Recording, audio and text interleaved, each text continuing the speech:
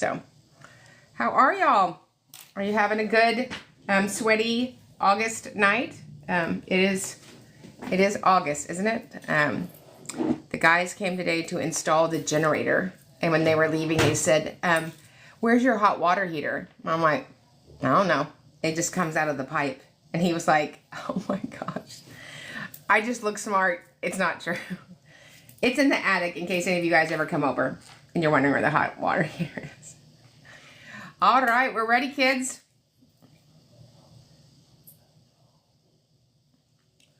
All right, so when I say kids, I just mostly mean myself. How do you advocate for families when a child is not able to enter the workforce, live independently, or continue their education? So we advocate for kids between the ages of 3 and 22. So hopefully we've done our job, myself or one of our team members, that we've gotten them a robust transition supplement, either starting at 16 by federal law, 14 in most states, and in the great Florida, it's at 12. So that transition supplement came into play in the reenactment of IDEA in 2004, so that we just didn't graduate kids with disabilities. So let's say that window's already passed for you and you missed that opportunity. There are services through county or city where you live that could supplement your needs for your loved one with a disability now. So in Houston, there is, I'm a past commissioner for the Mayor's Office for People with Disabilities. In Houston, reach out to your local agencies, your workforce, wherever you live. There's probably an entity that covers individuals with intellectual disability. Reach out to SSI. But there are services for individual with disabilities for a lifetime. I am looking for guidance on how to enroll my son in online school, but still attend some classes at his public school. He has a diagnosed disability in memory recall and an IEP. We have struggled the past 3 years with morning classes at 7:20 a.m. How can we get him a hybrid schedule that he can still attend public school? So, I mean, I'm not a fan of online for children with disabilities. However, it might be a fit for your child. If we were supporting you, we would talk to you about a hybrid of homebound, partial homebound, and then partial school, whatever you could tolerate in the home. And then, of course, those hours that would be appropriate at school. So, you know, you don't really have to contact the school at all if you're going to do online. But just know that when you have a reduced day, if it's not part of an IEP decision, you're really going to struggle to get the legality of FAPE delivered to him. I have a student on my roster that is in the autistic room, but IEP has 60 minutes a week in regular education classrooms. The special education teacher told me that she will just pull the student for those 60 minutes because there are no paras to be with him in my classroom. I refused, stating the IEP states general education minutes, and this would be out of compliance. Is any of this legal? So, yeah, so we've either delivered FAPE or we've denied FAPE. So we are charged with delivering the IEP based on the conformity of it. What does that mean? That means the last agreed upon IEP meeting when all the stakeholders develop the IEP, the present levels, the IEP goals, the accommodations, the least restrictive environment, and of course the schedule of services or determination of services. Unless you've gone back to the table and said, listen, that IEP that we wrote, just kidding, we don't want that, then the school has denied him FAPE. The school has failed to implement. So I give the school just one opportunity to rectify it. Based upon their response, then I'm going to work with my client to look at our next steps. But that certainly is a state complaint all day long, and certainly an Office of Civil Rights complaint if you want to go in the direction of a failure to implement. I'm struggling. I'm sorry. I am a functional academics teacher. Because of the teacher shortage, I am teaching 2 classrooms. I have 11 kiddos with IEPs. This is bigger than my classroom last year. How do I make sure that I do all of this with fidelity? I am so scared I'm going to make a mistake because I am too overwhelmed. Any advice would be greatly appreciated. Right. Well, first of all, let me just say thank you. Thank you for teaching. Thank you for loving our kids. Those that are concerned about doing their job with excellence are not the ones that we have problems with. So we understand that. Even as advocates or any of my team members, we're not looking for 100%. We're not looking for 90%. We're not looking for 80%. We would be thrilled with a solid 70%. So we certainly understand that. I would, though, express your concerns in writing to administration to cover your, your requirements under your licensure. And so I certainly reach out to them and say, I'm concerned that the expectation to deliver all of these IEPs with fidelity is going to possibly be missed if I don't have an extra set of hands in the classroom to support me. So then you've captured that, you've documented it. What admin chooses to do afterwards, then you have pushed the responsibility back to who it belongs to, because you don't staff a room, somebody else does. But thank you for loving our kids. Does a prospective autistic student with elopement, they've been homeschooled, legally have to enroll in the local school district first in order to receive an initial evaluation? Can the school, by law, refuse the evaluation rather than going ahead and enrolling them? So if you're homeschooling him, if he's in private school, if he's in online school, and you live in the district, let's say that you live in Allen ISD, and you're there, Allen ISD would be happy to do that evaluation if he wasn't enrolled in the school. You just notify them, I live in your school district. I want my child to have a full initial individual evaluation. When can I come sign notice and consent? And I'm happy to make my child available to the evaluators. Christina, how about things that are popping up in the live right now? Do you have any questions for us?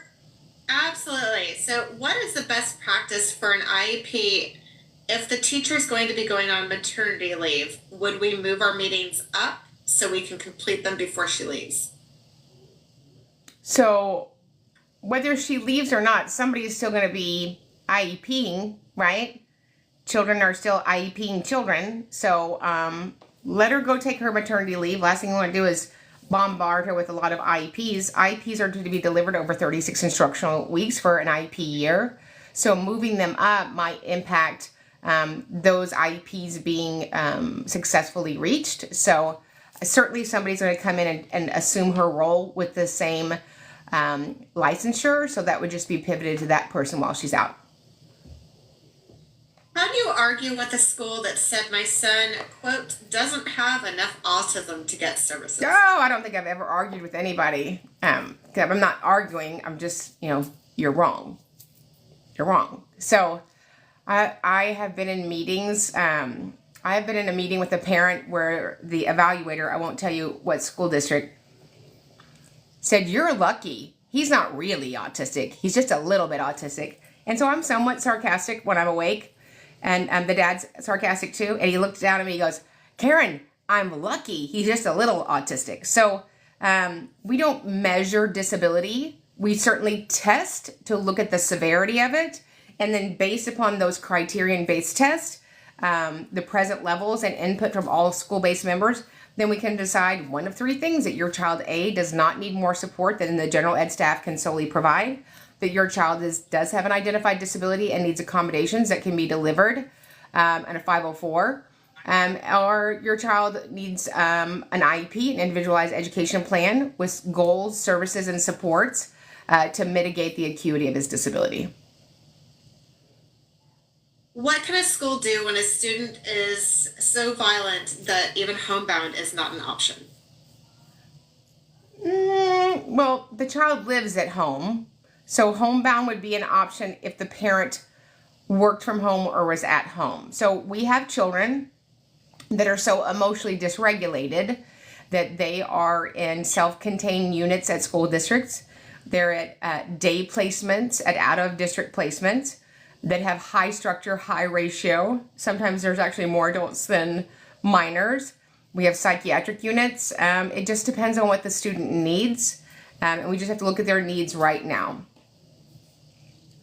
Can a district refuse to share emails about a student because, quote, they are not a part of educational records. Oh, well, if you wrote an email and included my child's name or their ID number, they're actually the records of the parent. So if you just said, hey, I've got 3 boys in my class, then that's not an educational record that somebody's due. But when I ask for open records, we ask for anything that has his name on it or his student ID. All right, are you ready for this one? I promise it's real. Yeah. I'm warning you and prepping you. Am I really preppable? I feel like you might want to dial a friend on this one. This could be fun. Okay. Can a public school just offer 504? So you broke up a little bit. You want to repeat that again? Can a public school decide to no longer offer a 504? Yes, if they're a school not in the United States of America. Yeah. So if they're like educating you, like, I don't know, in somewhere besides the United States of America. 504 is an act that covers us from 3 years old to 93 years old. It is the Rehabilitation Act of 1973. It has nothing to do solely with schools, but it indicates an individual with an identified disability cannot be denied their needed accommodations. So that would be a problem for me. I would call my friends at Office of Civil Rights and say, hip, we have a systemic complaint. All right, how do I get my disabled child transport services? The lack of busing is stalling the start of their IEP. So did you agree to transportation last year? I was in a meeting today where the parent asked for transportation, and school's already started, so it's going to take a few days, but the school has an obligation, and transportation is a related service under the Individuals with Disabilities Education Act to provide transportation to a student in special ed if it's in their paperwork. Can a student who is not on an IEP be given services within the special education classroom? So I can't imagine a situation that would be appropriate. We certainly can give a student on a 504 some related services if that is what the district believes is appropriate. But I'd be hard pressed to find that to be appropriate. I am a special education para with no teacher or a third aide, and we have 12 kids in my room. Help, please give me your insight. Are you in Florida? Just kidding. Did I say that? I did. So I am so sorry that your leadership knowingly puts you, those children, and your licensure at risk. So I would immediately send an email and say, we don't have the appropriate teacher ratio in the class. I just wanted to notify you of this August 20th, 2024. Can a public school send your child home for 3 months without any educational services? What? No. Unless it's the summer.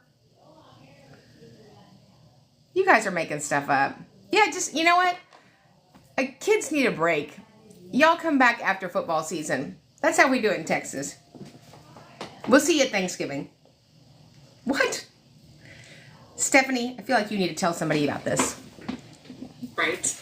Exactly. I'm calling the DIAS, Right. the International DIAS Society. Okay. I have a child with CVI on homebound. The CVI teacher is coming 2 times every 9 weeks. Does that sound right? Was that the schedule of services when they were in school?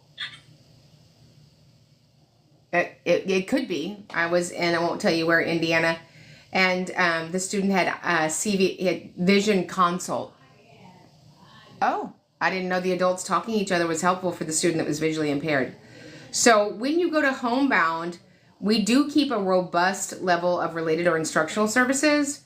I would make sure that you have the right evaluations, that you have gone to the low vision clinic, that you have a functional assessment, that you have all of that that's appropriate, but the vision services need to be delivered. Now you have a webinar coming up at the end of the month. Can you tell me more about what's happening on August the 26th? Yes. So we have the amazing Myron Golden. He is ridiculous. He wrote the book From the Trash Man to the Cash Man. And he has a way of articulating how to be more successful in business wherever you are. We always want to bring you guys people that are amazing because all of you are moms and dads and grandparents and surrogate parents, and you're in business somewhere, and he teaches you how to optimize that really for entrepreneurs, solopreneurs. He just is amazing. And when you hear him speak, he's such a gifted wordsmith, and his wisdom is amazing as it relates to business.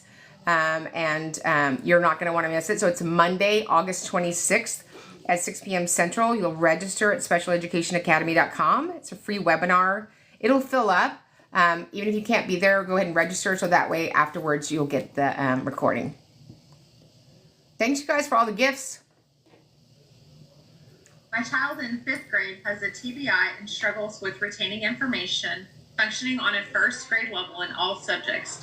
Despite his extensive IEP, he is still struggling with modified work. I've requested self-contained classrooms, but the school says that he scored too high on his kindergarten testing. His neurologist agrees that a smaller classroom would be beneficial. What can I do to either get him reevaluated or have him placed in self-contained settings? Okay, so Stephanie, they said he's a 5th grader, but he reads on a kindergarten level? On a 1st grade, yes. And we're talking about a test that happened in kindergarten? He scored too high on a test in kindergarten. Yeah, so I would say, what the Hello Kitty are you talking about? I wouldn't say that. You would use nicer words. I would write and say we need to have a meeting immediately about the appropriateness of his least restrictive environment and be open to talk about a continuum of services. Where is the right place to implement his IEP? My son is in 12th grade with an IEP. He's been pushed along for all of these years without truly learning. Now the school wants to exempt him from state testing for graduation, but he's never scored above a level 1 and a level 3 is required for passing. We're worried he'll graduate but remain illiterate. Is there anything that we can do at this point, especially now that he is 18 and technically a dropout? Yeah, so there's a great software called Learning Ally. Learning Ally. Somebody will put it in the chat. ALLY, not Ally, but Ally. And you can buy the licensure. It's a software that you can put on a device. And as you read, it highlights the words that you read. It will find out your reading level. You can speed it up. You can slow it down. You can change the accent. And I've had kiddos in junior high that literally could not read and started using this software, doing it simply 20 minutes a day, and really it closed this big chasm that they had. The gold standard for reading software is going to be Kurzweil, Kurzweil. That's a little bit more of an investment, but it's your child and it's totally worth it. So I would have them start on those, and that way it's self-driven, and then they can work on it. So even if it's just he's going to do 5 minutes here, 5 minutes there, 5 minutes there, reading is fundamental. And it says in the front of the Texas Dyslexia Handbook, if you are not a successful reader as a child, you will struggle to be successful in life. So I wouldn't look to the school to fix anything because they haven't, but I would definitely invest in one of those software applications. I am an art teacher trying to teach a class and trying to yell over all of the screaming special education students I have in my class. I have asked the special education teachers if I could push into their classroom at another time and actually have an adaptive art class with these kiddos instead of the current situation. They've refused, telling me that special education students are only in my room for socialization and not for art. Is there a better way for me to approach this? I mean, that's a leadership. Children in special education, when they go to general ed, are not there to socialize. There's no state standard that we do special education so you can socialize. We do it for what? Access to the curriculum and all of those benefits, right? So we expect those children when they go in those other classes, whether it's a core class or it's an ancillary class or elective, for them to have meaningful benefit. And so if there's not meaningful benefit, then we have not delivered what we were supposed to do in special education. But I mean, that wouldn't be another classroom issue. I would talk to your principal about that.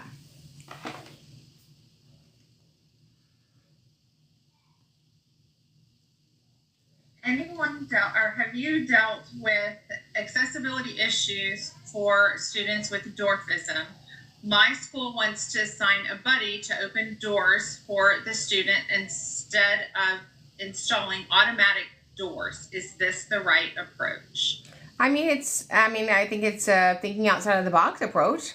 So there's no requirement for electric doors, like the doors that we go into when we go into a department store or grocery store or the airport. It would be great if that was a requirement. It's not. I think that's a great way to try to help and serve that individual, but we also want to build independence. So I would certainly have a conversation with that child and what would be appropriate for them and, how we could work together to access that.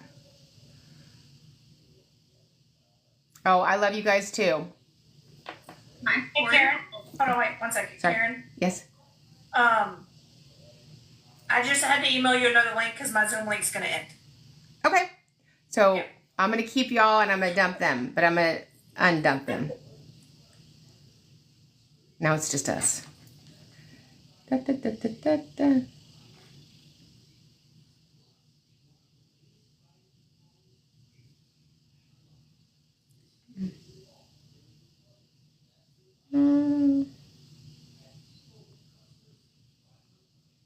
I'm finding the link. I'm finding the link. I'm finding it. I'm finding it. I'm finding it. I'm finding it. I found it. Have you guys all started? Thank you for doing these rapid fire chats. You're welcome. This is for all those teachers in the 70s that didn't let me talk in the class. Okay. Okay. Guess who's back? Back again. I actually don't know any of those songs. When he was popular, I had little tiny children, but all right. All right. Do SLPs need any additional certification for accessing AAC? I don't know that they need additional certification. They're a very important component when we're doing the evaluation. Obviously, they're working on language. AAC is language. However, just because they are an SLP doesn't mean that they have any knowledge of AAC, and they could have the most knowledge. So we want to make sure that we don't dump all of that onto the SLP. That's what we find happens a lot. But I don't know that they have to have another certification. There's no statute about AT, Assistive Technology. So the Assistive Technology Act of 1998 is very robust. You should have a copy of that. But when we go to school districts, or my team goes to school districts, the SLP or the OT often are acting as the AT specialist. All right. Any advice on sharing a room and two different subjects being taught at the same time? No.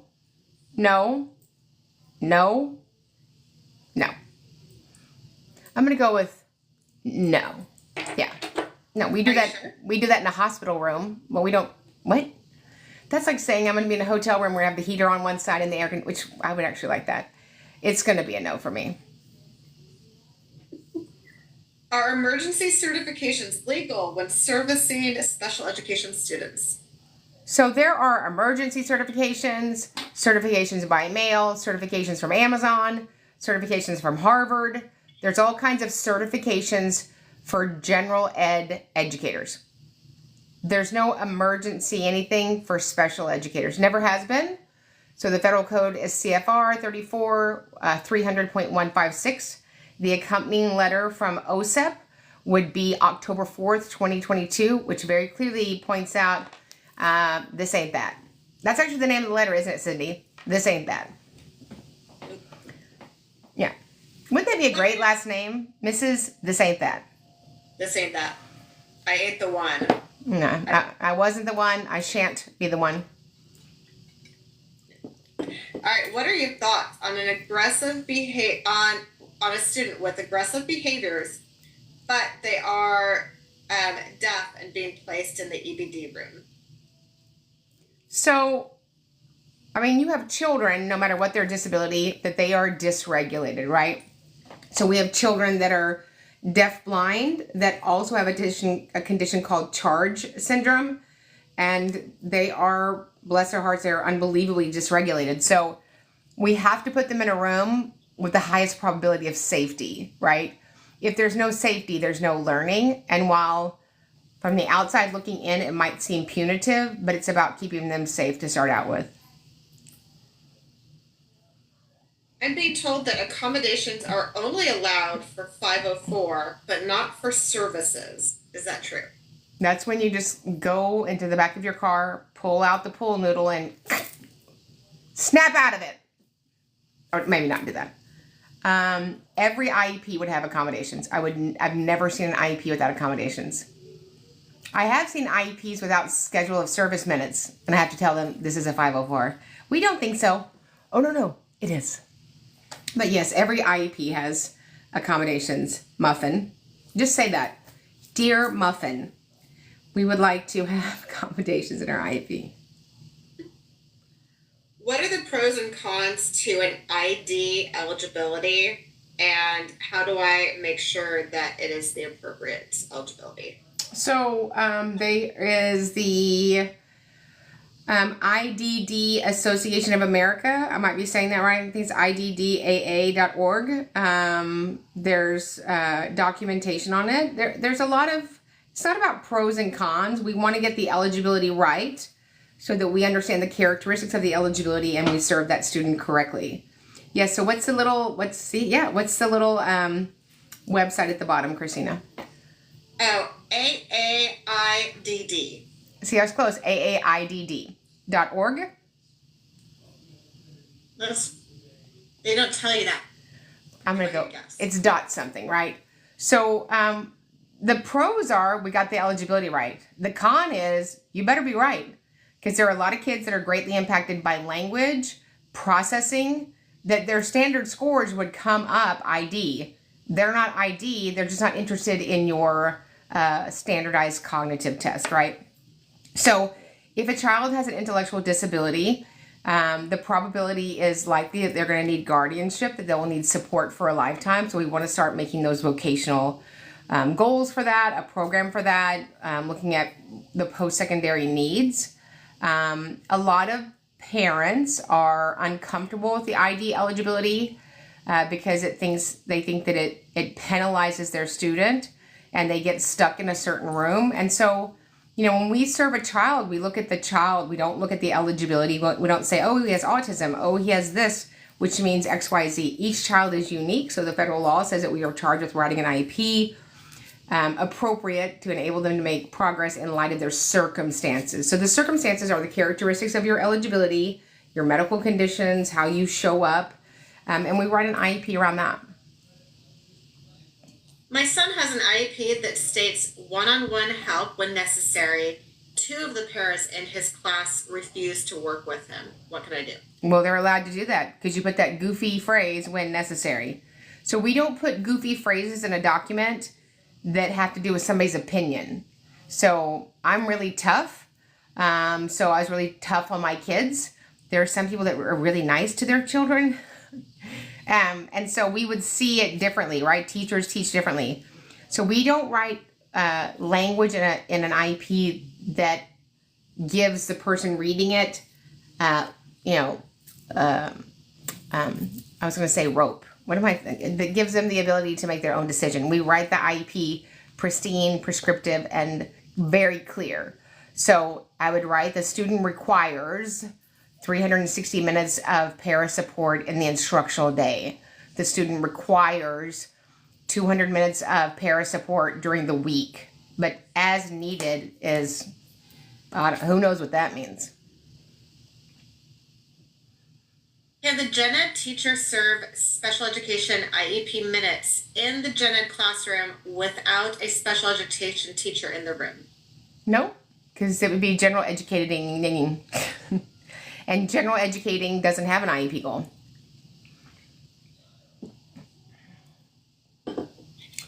In the state of Tennessee, are special education contained class students required to go to a general education class? Nobody's required to go anywhere, right? You will have children as an advocate, if you become an advocate, that you get when they're 3 years old, and they will go to school till they're 22, and they'll never be in a general ed class because it's not appropriate. You will have children that you serve that are homebound. You will have children that are in and out of the hospital. You'll have children in special ed that never go to a special ed classroom. So it's specific to that student and what they need across content areas. I have a new student who needs an aid, but his old school will not send over his IEP, so my ISD is refusing. What can I do as a teacher? So I'd ask the parent for a copy of their student's IEP. I said, you down with IEP? Oh, you know me. Yeah. We have a school district doing that. What school district is that? Oh, there's fruit in the first name. And then they're a land. Yeah. Fruit land. That's what we'll call them. Fruit land. Fruity. The Fruit Loops. Yes, they have amazingness. They have amazingness. Yeah. Yes. All right, another teacher question. I have students with IEPs and 5 and 4s that are being instructed by uncertified aides. Is this right? So, there's great liberty in aides. Aides don't provide initial instruction. So, I would get guidance from your state. So we were just in a training today. Was I in the training? I was in the training with my friends. Was I in the training? I was. Well, look at this. So let's look at this together. Okay, take a screenshot, however you do that. If you have an appropriate phone, like an Android, that means you're smart. If you have an Apple, people make mistakes, it's fine. So this is guidance from the Texas Education Agency on working with paraprofessionals. It has great information. So reach out to your state and ask for guidance on paraprofessionals, aides, and every state will have that for you. How many of you guys are amazing and have an Android? If you could just give me a thumbs up. See, look at all the smart people with the Android. See? Android's better for teachers. Look at them. Now I'm starting to fight. I love it. See, I knew I liked you. Look at these PK. These are my people. These are my people. Okay, that's not enough. Put it in there. Look at all. Just put it in there. No, you did not put 2 apples. Well, first of all, your apple has to have a bite out of it. So there's that. Who wants a piece of fruit that has a bite out of it? I would want a whole fruit phone. That's right. I want the whole thing. I want the whole thing. We're from Texas. We want the whole thing. The whole thing. Yes. Look at all these Androidians. I love it. Oh, Lordy. Lordy. So what is going on in 1 hour? I will be applying more lipstick, probably a little more hairspray, getting out a back comb. And we will be having our very robust, very passionate back to school, don't be jacking around with us in our IEP series. Is that the name of it, Cindy? And it was kind of like that. It was hot. It's like, listen. Yeah, because as you can ask me or any of my advocates, like the schools are starting out, I don't know if they had a break, but they're acting like it's May. They're all, I don't know if they're hangry, but a lot of yelling, a lot of voice raising. We're not doing that. We are not doing that. All right. My son's AAC device comes home every day fully charged, but I have the charging cable. I don't think they're using it. How can I know for sure?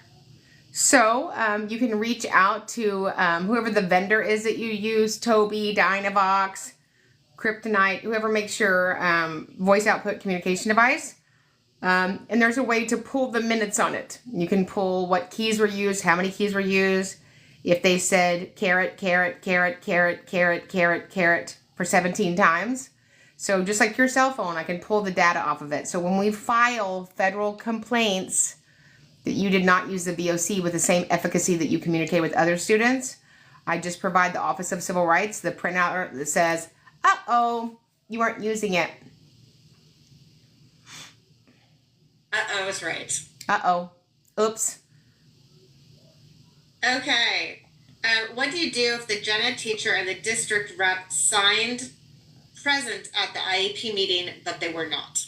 Yeah, I would say I'm accidentally in possession of some paperwork with a clerical error.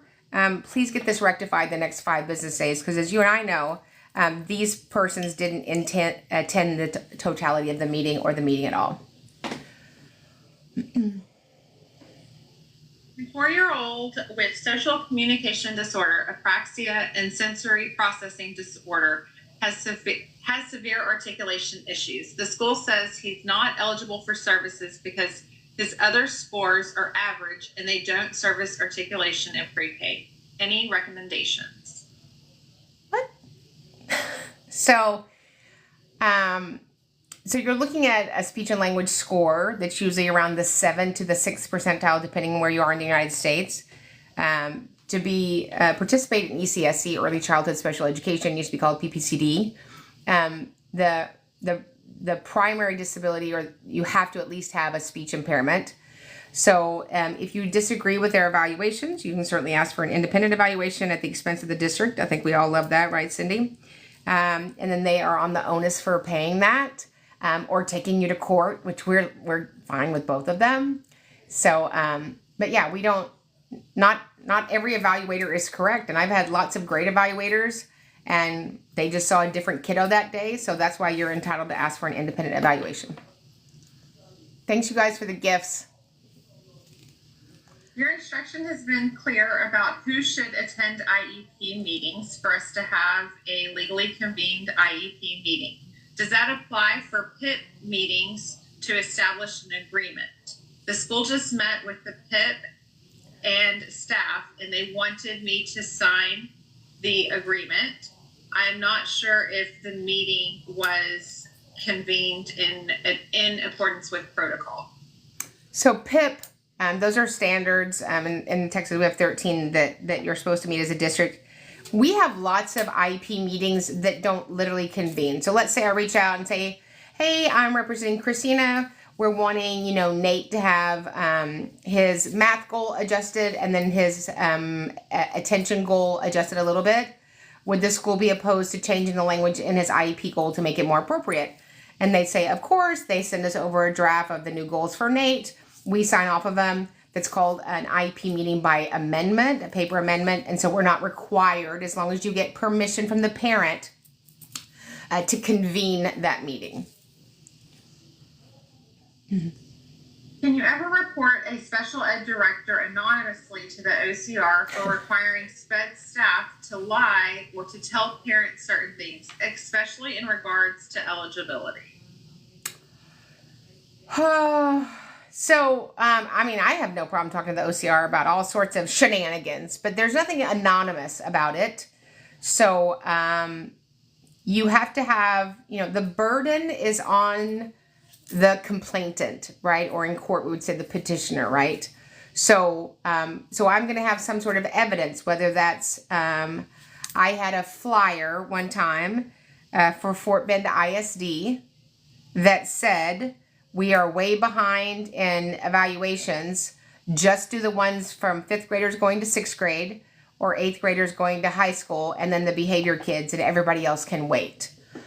They did a training on that, and they left the flyer on the tables for all of the diagnosticians and LSSPs, and one of them provided me a copy of that, and I lit them up like Christmas Eve.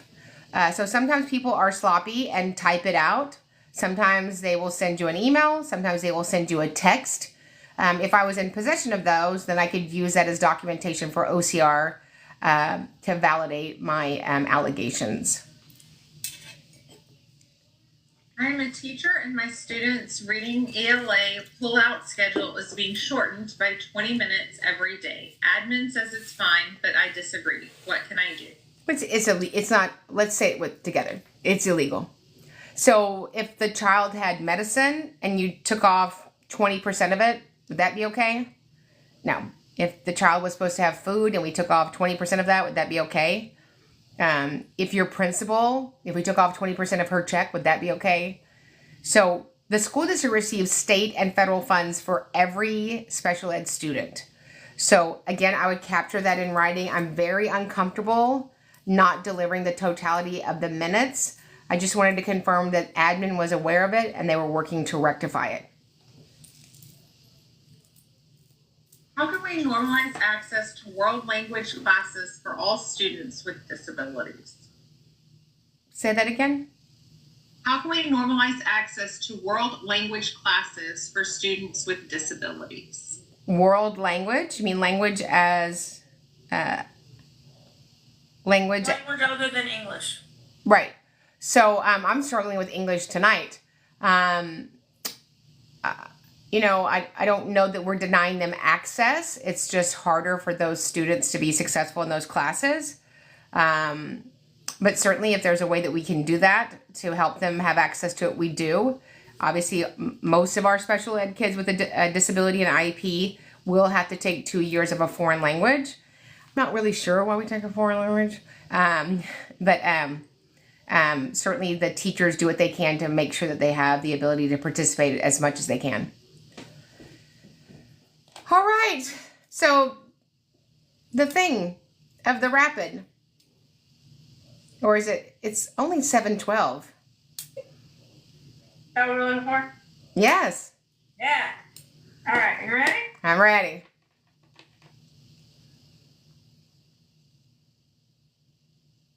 Well, I was ready. They froze. But y'all didn't freeze, did you? We're still here. I bet the questions are really good. How do I feel about special ed student being homeschooled? Can you hear me? No. So I think a special ed student should be homeschooled if it's your home and you love children and you're an amazing special educator and that's what's right for your kid. Oh, they're back. Guess who's back? Right. Ideas to support deaf students on the special education bus with aggressive behaviors. How do you support them on the bus? So every bus has a bus driver, and then every bus has an aide assigned to that bus. And so that's how you support them. Somebody said, do we have advocates in Oklahoma? Oklahoma is the place for me. Da-da-da-da. We do. We have advocates in the UK. We have advocates in the Kodiak Islands. We have advocates in Miami. So you've got a kid on the globe that needs special ed support. We can support them. All right. Can the director tell you to transfer an IEP to another state but write the dates as an annual? What? Can this director tell you to you're out of, you have to go to another state to live? Get out of here. Yeah, listen, Louisiana, we're full. Go on. I think directors should stay in their director. You know how we have kids that we say that need to stay in their designated area? I think some directors should stay in their designated area. All right. Can ELLs, so English language learner students, be unlabeled as ELLs because of the high star scores? Well, good news, our kids don't have labels, packages do. So they have eligibilities that open the door for services. So ELL is its own beast. But I don't care about testing. Say it with me. I don't care about testing. You know who cares about testing as adults? So, if that's their eligibility, that's their eligibility. Okay. This one says, define the new buzzword, quote unquote, rightful presence. Is that the opposite of leftful leaving? I don't know. I don't even know what that, rightful presence. I have the rightful to be presences. I don't know. I thought the buzzword was RWA. We are ready, willing, and able. If you bring your kid here to traumatize them. Just kidding. That was for Christina. In Louisiana, it's fidelity. That's the... It's fidelity. Yeah, we're going to do this for fidelity. Yeah. Okay. What is the class ratio for elementary life skills? A lot. So I have not seen in regulations where there are ratios. I know that some states give guidance in their education regulations for a range of ratios. So you could have a room full of kiddos in a self-contained class that you could have one student and need 3 adults. And you could have a room where you need 1 teacher and 10 kids. It depends on the uniqueness of their circumstances. My son has been in school for a week and not let his daily in-class support person yet. What do I do? He's not met them? Yeah, they haven't been there. Or just they haven't greeted you. Okay. So I would just make sure of that, because sometimes our kids are confused. Like sometimes our teachers look like our classmates. Teachers can look really young. So before you go in there going, where's the...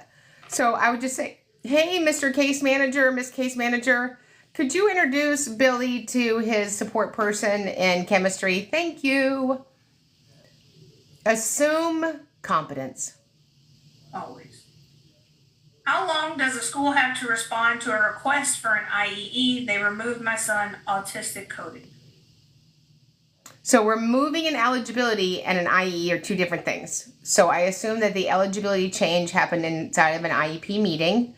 Everything response from a school, the most liberty in the language is within a reasonable time. Of course, who knows what the word reasonable means. So when I ask for something, I'm going to say, hey, Cindy, what would be the anticipated time that my family will be waiting for your response? So we had a situation where we asked for an IE in an amazing state. I won't tell you where, Florida. And they denied the IE, but they never filed due process until like 2 months later.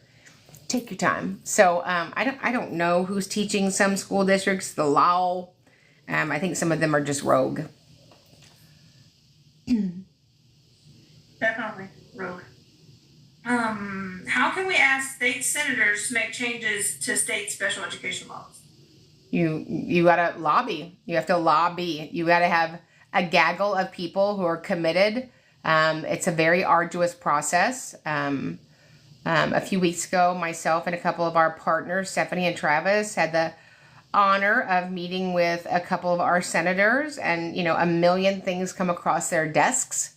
And so squeaky wheel gets the oil. We just had, laws changed in Texas over dyslexia, but it took, I think, close to a decade.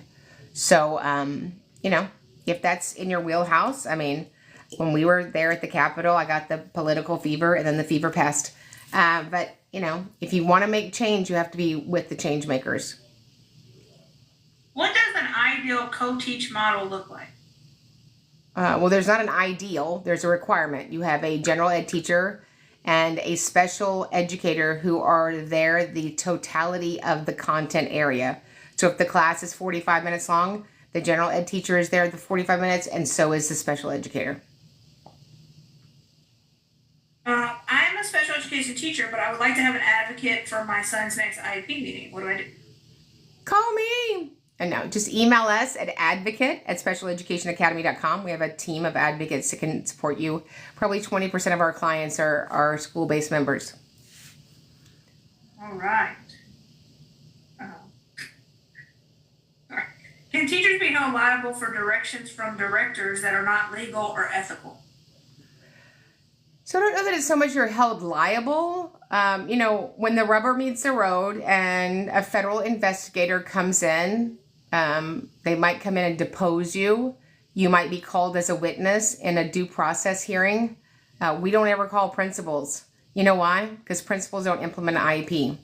And so it's very important that you make sure that you cover yourself, that you cover your licensure, that you spend a lot of time and money acquiring, if in fact you have leadership that doesn't care about protecting you.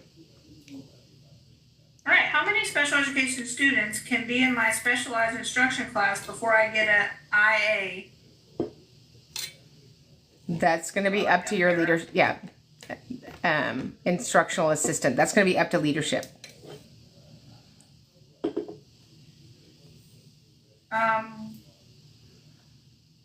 I'm a special education teacher prepared to go out on maternity leave. Anything you would suggest?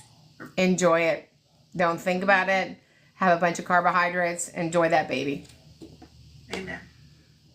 How do deaf students learn language if they are not taught sign language at school? So it depends on the severity of your hearing loss. We have children that are deaf and hard of hearing. So it's on a continuum, right? So their hearing loss is on a continuum. So there are children who meet eligibility for deaf and hard of hearing that will not need to use sign. They have enough hearing. And there are students that need sign. It depends on the severity of the hearing loss.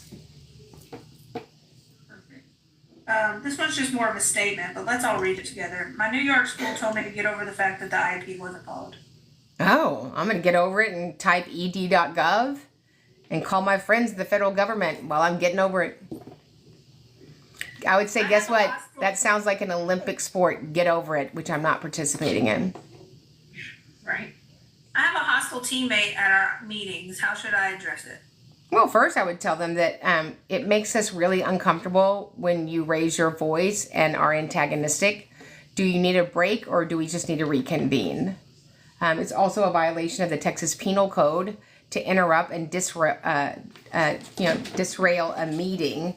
So I certainly don't want you to have a Class B misdemeanor. Do you think that we can proceed today with the meeting? Nitro. Sorry. Can you explain the difference between a formal evaluation and an informal evaluation? A formal is amazing. Informal is a waste of time. Yeah. So, I mean, do you go to the doctor and go, listen, I'd like you to do informal blood work. Just prick my finger and hold it up to a window. No, they do a full panel. The reason we do formal testing is it does one of two things. It identifies or eliminates. We want and need both. Informal is informal is, hey, Christina, is Billy in your class? He's doing okay? All right. I'm leaving Sonic. I'll be right back. Okay. Not interested in your informal. Okay, if a SPED student is in resource for reading and ELA, both are 45-minute segments, and is in the SPED teacher's grade book, who is responsible for quote-unquote teaching the resource student? The only person responsible for teaching the resource student is the resource teacher because he's not in gen ed. Cool. Oh, and I didn't see part 3, and giving the grade. Yeah, so if they're solely in special education, then that grade is delivered solely by the special educator. If they are inside of a general ed class and they receive special ed services and general ed services, almost always the grade is joint, but that should be indicated in the paperwork. Who is delivering the grade? Can administrators be held liable for improper restraint holds on a child? Anybody can be held liable when you decide to put your hands on another human being. If a student is completely deaf, what type of language is the school required to teach? So I'm going to assume that they're going to need sign language. And so depending if that's ASL or ESL, either of those are appropriate. I would reach out to your state school for the deaf. Sometimes it's state school for the deaf and blind. And get guidance from them. They are amazing, and there is a state school in every state. When does a manifestation determination review meeting need to be completed? Quite quickly after the behavior that rises to the level of deciding whether or not there needs to be a consequence, a disciplinary action for that student. This one says resources for a specific law. My son's placement was changed without an IEP. Yeah, so resource assistance out of the federal law and 300.115 under supplementary aids and services. So it's probably the most lied about setting. I said it. It's the most lied about setting. We don't have it. We got rid of it. We don't do that anymore. We do, unless you went in and changed the federal law. So otherwise, our kids would either be in general ed or they'd be in self-contained. So, in the last 7 years, the meetings that I've sat in that we've just told people we don't have that anymore. It's untrue. And then they manipulate that and go, well, okay, we'll do that, but he'll be the only kid in there. Super. He'll get some really targeted intervention. Perfect. How soon after school starts are they supposed to follow last year's 504? When the doors open. Amen. Can a student have a behavioral social skills IEP without it impacting their academic performance? So a student can have an IEP with IEP goals that have nothing to do with academic goals. So you could have academic goals, behavioral goals, communicative, social, emotional, functional, vision, language, hearing, ambulating, all sorts of things. So it's whatever their disability, the characteristics that we're working on teaching that child the strategy to self-manage his disability. What do you think think of a one-to-one for a mainstream high school student except for one class? They need help toiletering and writing and reading. So I'm assuming, is the child in a wheelchair? Is that they need to be? So I would need to know more about that. Yeah, they're in the comments, so maybe they can give us some. Like, is the one-to-one for like nursing, or or is it for safety? I don't know. Hopefully they can give us some more information. If you have requested a review of your child's IEP and goals, can the school decline the review? No, if you've requested a review IEP meeting, it's not like asking if you want to come over for our barbecue. It's not a bar mitzvah. Yeah, we're having the meeting, Muffin. How long does it, oh, no, we did that. They just sent it multiple times. Can the school district remove a student's services when they have a transition from pre-K to kindergarten? This is when they have a transition from pre-K to kindergarten. So, you don't remove services, but they might have different language. Obviously, when you go from pre-K to kindergarten, you have science and social studies and math and reading and language arts and music class. You might not have all those class areas in pre-K. All right. Can you explain the difference between adaptive, executive functioning, and social skills? Oh my gosh. There are 3 different things. So adaptive means that you're adapting it to their level. Executive functioning is that ability to know with automaticity what to do next. And so decision-making, processing. What was the third one? Social skills. Social skills are teaching children skills so they're successful when they're interacting with their peers or adults. That was a big question. I know. I was like, that could be a solid last question. How long can a para be in a redirect steps class alone with a student? I don't know why a para is alone with a student, period. Like, is it just situational? Like the student is upset and needs to have a break, so they go to their cool down room? That happens. But just, I sit with the para for 45 minutes in a room by myself. I would call that, what's the word I'm looking for? Creepy. Can you have an ABA direct and indirect without a behavioral goal? No. What are you ABAing? Solid question. Son is waiting on an FBA but has been suspended for elopement 2 times already this year. What do I do? So I would ask them, have they started the FBA? Are they going to expedite the FBA? What are we doing to keep him in the building and accessing education? Right. Okay, last one. How can I request cameras in my child's self-contained classroom? Yeah, so you would reach out to the superintendent's office. That's going to be on, I was going to say a purchase order, not a purchase order, but whatever that thing is when you send people out to the grounds to do stuff. That's usually required before the beginning of school, and you have to do it annually. Okay, and then where are we going to see you in 30 minutes? Hairsprayed, lipsticked, on the academy where we're doing a series back to school. This ain't that. That should have been the name of This Ain't That. So we want you to have an amazing school year. And this whole, do I give them some time? How long should I wait? That's a terrible model. If somebody's kid was the quarterback, they wouldn't go, should I wait for them to be invited to the football game? No. We're going to get in there and have a ridiculously amazing year. Okay, so we will see you guys at specialeducationacademy.com. If you're not already signed up, you can go there and get 15 days for free. You put in all your information, go to specialeducationacademy.com, go to trainings, put in all your information, including your credit card, your blood type, how many salt and pepper shakers you want to send me, because I collect them. And then you'll get 15 days access for free. And then after 15 days, you'll be charged a monthly fee. If you don't want to continue, you just go inside of your app or the website and you cancel it. But if you want to stay and be with us and get all of your questions answered and be part of our community, we'd love to have you. So remember, when you get it right for the child, we get it right for everybody. We'll see you guys in the next training.